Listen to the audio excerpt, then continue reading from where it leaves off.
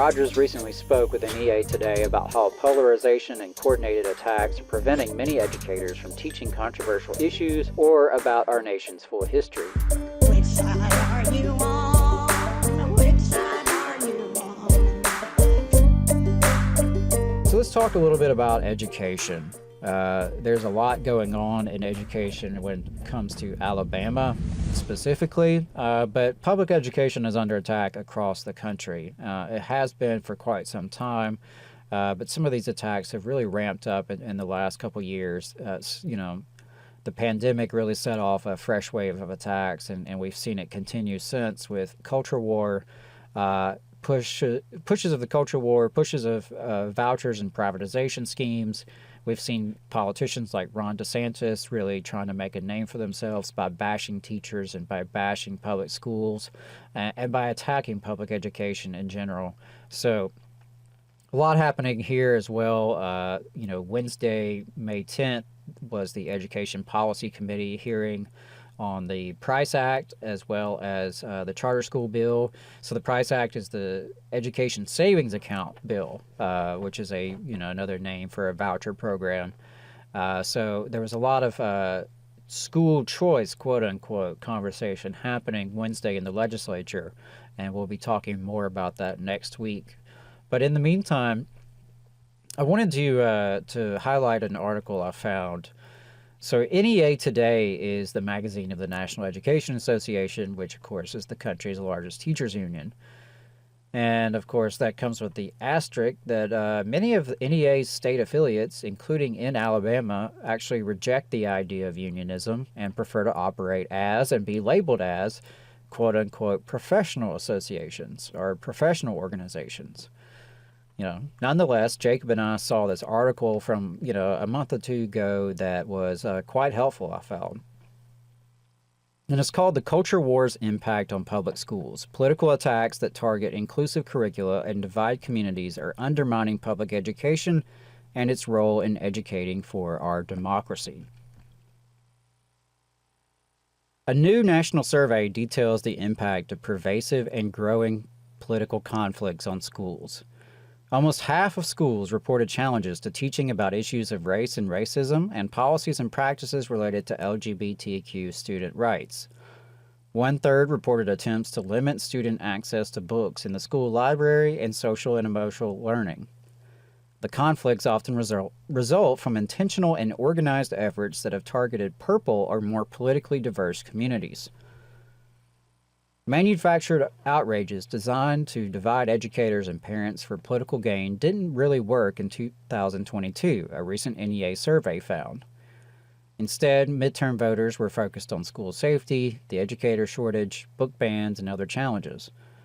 Unfortunately, as the 2024 campaign season begins to take shape, the culture war on public schools doesn't show many signs of abating.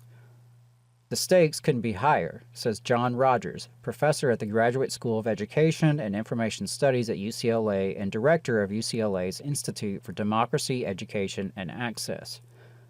Rogers believes we are at an existential moment for public education and a diverse democracy.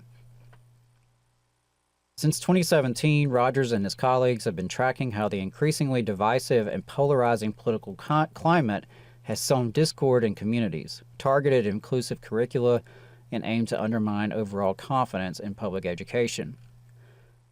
Their latest report, Educating for a Diverse Democracy, The Chilling Role of Political Conflict in Blue, Purple, and Red Communities, finds that in the midst of political conflicts, students have limited opportunities to engage in learning and respectful dialogue on controversial topics, and it's become harder to address rampant misinformation.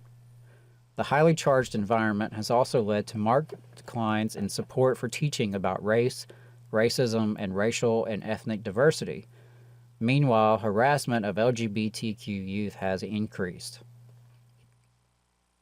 In his research, Rogers surveyed public school principals and found almost half, 45% of principals said the amount of community-level conflict, centered largely around opposition to inclusive curricula, during the 2021-22 school year was more or much more than prior to the pandemic. Only 3% said it was less. Rogers recently spoke with an EA today about how polarization and coordinated attacks are preventing many educators from teaching controversial issues or about our nation's full history. Quote, "These attacks are undermining the role public schools play in educating for our democracy," according to Rogers. So check out the full article for the interview with Professor Rogers. I highly recommend that. You know, what's clear to me is that the privatization of public education is inextricably linked to reactionary and segregationist ideology. There's a reason the push for more vouchers, more charters, more attacks on teachers almost always coincide with the so-called culture war fights over issues of curriculum and diversity. They are two sides to the same coin. Whether it comes from the far-right folks like Betsy DeVos or the neoliberals like Bill Gates, ultimately these agendas are intertwined. It is the sabotage of public schools, institutions which are critical to the working class communities that they serve.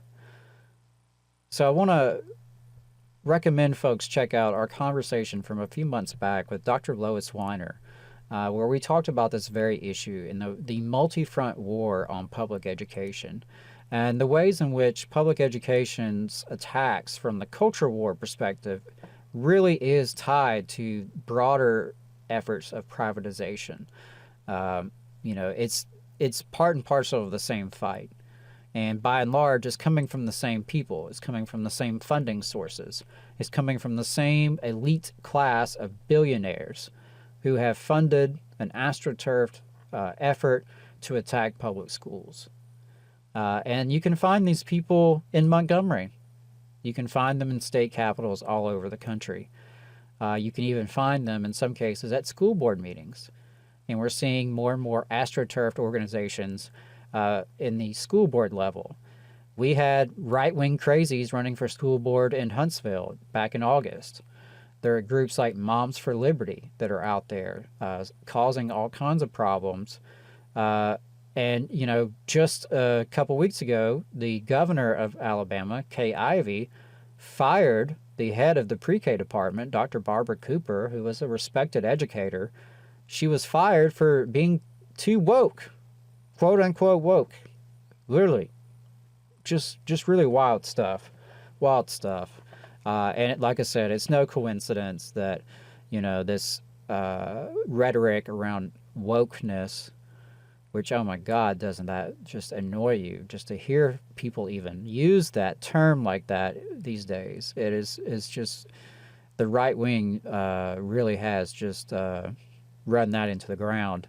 And almost anything they don't like is now called woke.